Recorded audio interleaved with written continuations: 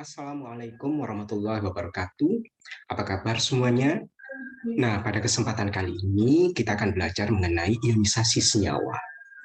Ionisasi senyawa ini merupakan salah satu kunci penting dalam keberhasilan perhitungan kimia. Sebagai contoh, dalam materi asam basa, kita bisa menentukan jumlah ion H+ dan jumlah ion OH- atau konsentrasinya secara tepat melalui proses ionisasi senyawa yang benar. Pada kesempatan kali ini, untuk mempelajari ionisasi senyawa, akan kita bagi menjadi 4 cara berdasarkan jumlah kation dan anionnya. Nah, pada saat mempelajari ionisasi senyawa ini, kita akan berangkat dari beberapa contohnya terlebih dahulu. Kemudian nanti kita akan simpulkan secara bersama-sama bagaimana rumus umum dari ionisasi senyawa tersebut untuk setiap jumlah kation dan anionnya. Yang pertama, ada NaCl. Seperti kita ketahui bahwasanya NaCl ini kalau kita ionisasikan, maka akan berubah menjadi Na+, kemudian dengan Cl-. Bagaimana kita tahu bahwasanya ionisasi yang kita lakukan ini sudah benar atau belum? Nah, kita cek terlebih dahulu untuk jumlah muatannya. Nah, kita tahu bahwasanya NaCl ini merupakan senyawa netral. Kalau senyawa netral, maka dia tidak memiliki muatan. Otomatis muatannya adalah 0. Kemudian untuk Na+, muatannya adalah +1. Cl- muatannya -1. +1 ditambah -1 hasilnya adalah 0. Muatan kanan kirinya panah sudah sama-sama 0, maka bisa kita simpulkan bahwasannya reaksi ionisasi NaCl menjadi Na+ sama Cl- ini sudah benar. Kemudian ada MgS atau magnesium sulfida. Kita tahu bahwasannya magnesium itu adalah golongan 2A. Sehingga untuk magnesium itu memiliki muatan 2+ atau menjadi Mg2+. Kemudian untuk ion sulfida kita ketahui adalah S2-. Nah, kita jumlahkan antara Mg2+ dengan S2-. 2+ ditambahkan 2- hasilnya adalah 0. Mgs tidak merupakan senyawa netral, berarti dia muatannya adalah 0. Dari dua contoh ini, kita ambil kesimpulan atau kita buat pemisalan. Seperti kationnya kita simpulkan dengan A, kemudian anionnya kita simpulkan dengan B, maka nanti kalau misalkan diionisasikan akan berubah menjadi A+ dengan B-. Nah, kemudian untuk yang kedua, kita ketahui di sini ada beberapa contoh, yaitu ada H2S dengan Na2SO4, atau ada asam sulfida dengan natrium sulfat. Nah, kita cek terlebih dahulu. Pada H2S ada indeks 2. Nah, indeks 2 ini merupakan miliknya H. Berarti nanti kita posisikan di depannya H dan menjadi muatannya S. Sehingga kalau kita misalkan menuliskan untuk proses ionisasinya, akan berubah menjadi 2H+ dengan S2-. Kita cek terlebih dahulu untuk muatan kanan kirinya panah. H2S merupakan senyawa yang tidak bermuatan, artinya muatannya adalah 0. H+, muatannya adalah +1. H+-nya ada 2, maka total muatannya untuk 2H+ adalah +2. S2- muatannya adalah -2. +2 ditambah -2 hasilnya adalah 0. Nah, kita kerjakan lagi untuk natrium sulfat atau Na2SO4. Diperhatikan di sana ada indeks 2 dan indeks 4. Di mana indeks 2 ini merupakan miliknya Na. Sedangkan indeks 4 ini miliknya O. Nah, bukan berarti indeks itu atau angka yang mengikuti jumlah suatu unsur itu bisa dipindah posisikan. Tetapi harus kita pilih mana yang bisa dipindah posisikan. Untuk indeks atau angka yang bisa dipindah posisikan itu di sini adalah hanya 2. Kenapa 4 tidak bisa dipindah posisikan? Karena 4 itu hanya miliknya O, bukan miliknya S dengan O. Jadi nanti posisi posisi dari 2 atau indeks 2 itu adalah di depannya Na dan menjadi muatannya SO4. Sehingga nanti akan menjadi 2Na plus dengan SO4 2-. Nah, kita cek terlebih dahulu untuk total muatan kanan kirinya panah. Na2SO4 merupakan senyawa netral, berarti dia tidak bermuatan. Dengan kata lain, muatannya adalah 0. 2Na+, Na plus di sini muatannya plus 1, karena ada 2 kalikan 2, berarti totalnya adalah plus 2. SO4 2-, muatannya adalah min 2. Plus 2 ditambah min 2, hasilnya 0, berarti kanan kiri panah total muatannya sama. Kalau di sini kita ibaratkan untuk dua contoh itu sebagai AXB, seperti ini,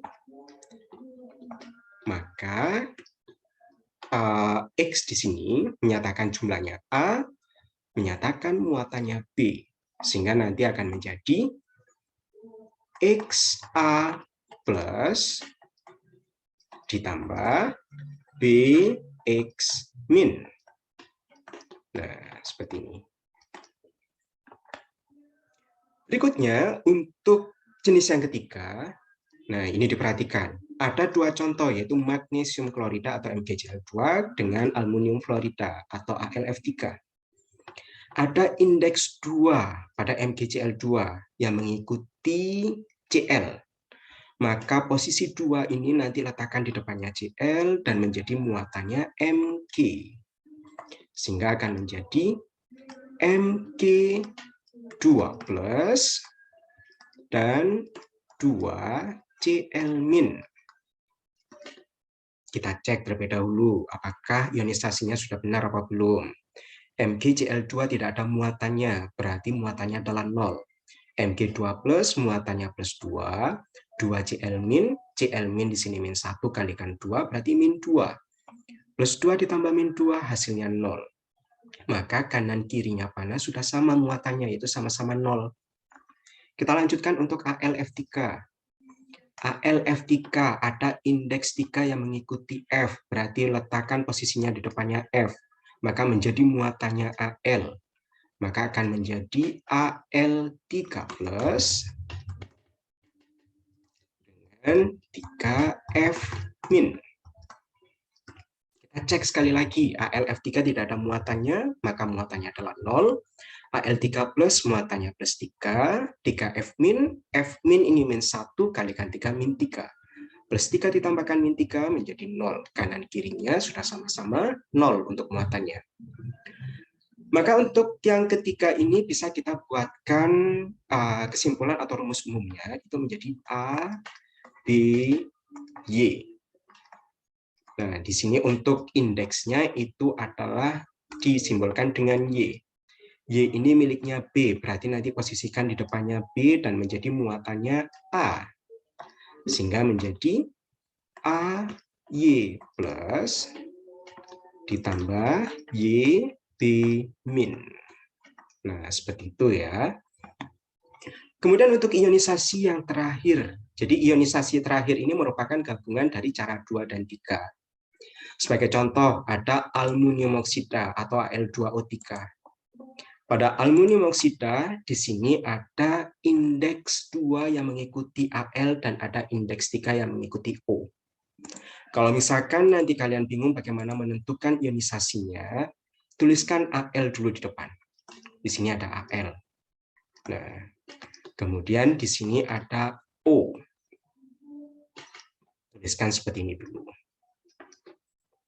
Kita berangkatnya dari indeks 2 terlebih dahulu. 2 di sini menyatakan jumlahnya Al. Maka posisikan 2 ini di depannya Al. Dan 2 ini akan menjadi muatannya O, sehingga menjadi O2 min. Kemudian, kalau sudah, kita cek untuk yang indeks 3. 3 ini miliknya O, posisikan di depannya O. Dan menjadi muatannya Al, menjadi Al3+. Sekarang kita cek terlebih dahulu. Aluminium oksida atau Al2O3 itu tidak memiliki muatan, artinya muatannya adalah 0. 2Al3+. 1Al muatannya adalah plus 3. Sehingga untuk 2Al itu berarti plus 3 kalikan 2. Itu adalah plus 6. Kemudian 3O2-. 1O muatannya adalah min 2. Kalikan 3 berarti min 6. Sehingga plus 6 ditambahkan min 6 hasilnya 0. Jadi ini sudah tepat untuk ionisasinya ya. Kemudian untuk contoh yang kedua itu ada aluminium sulfat. Pada aluminium sulfat di sini ada 3 indeks. Itu ada 2 yang menyatakan jumlahnya Al, kemudian ada 4 yang menyatakan jumlahnya O, dan ada 3 yang menyatakan jumlahnya SO4. Nah, sekarang untuk angka atau indeks yang bisa dipindah posisikan itu hanya 2 dan 3. Kenapa 4 tidak bisa dipindah posisikan? Karena 4 itu hanya miliknya O, bukan miliknya S dan O seperti pada indeks 3. Jadi kita berangkatnya adalah sama seperti menyelesaikan aluminium oksida atau Al2O3. Jadi kita tuliskan terlebih dahulu di sini untuk Al dan SO4-nya.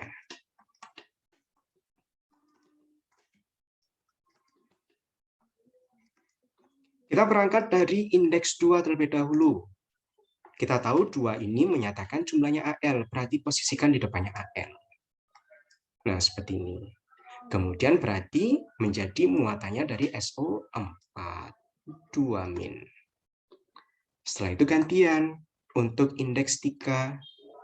3 ini menyatakan jumlahnya SO4, berarti posisikan di depannya SO4, menjadi muatannya Al. Seperti ini. Kita cek sekali lagi. Al2SO4 atau aluminium sulfat itu tidak memiliki muatan, atau dengan kata lain muatannya 0. 2Al3+, berarti plus 3 kalikan 2, hasilnya plus 6. 3SO4 2-, min 2 kalikan 3, hasilnya min 6. Plus 6 ditambah min 6, itu adalah 0. Maka untuk reaksi ionisasi aluminium sulfat ini sudah tepat. Setelah itu kita tuliskan untuk rumus umumnya. Jadi di sini ada A, X, B, Y. Nah, kalau misalkan seperti itu kita tuliskan sama dulu. Di sini ada A, kemudian di sini ada B. Jadi kita berangkatnya dari X-nya dulu. X ini menyatakan jumlahnya A, berarti taruh depannya A. Berarti X ini menjadi muatannya B, jadi menjadi X-. Y menyatakan jumlahnya B, berarti letakkan posisinya di depannya B. Berarti menjadi muatannya A, jadi Y+. Jadi seperti itulah untuk proses ionisasinya. Jadi sekali lagi dilihat berdasarkan jumlah kation ataupun anionnya. Mudah-mudahan bisa dipahami ya. Terima kasih. Assalamualaikum warahmatullahi wabarakatuh.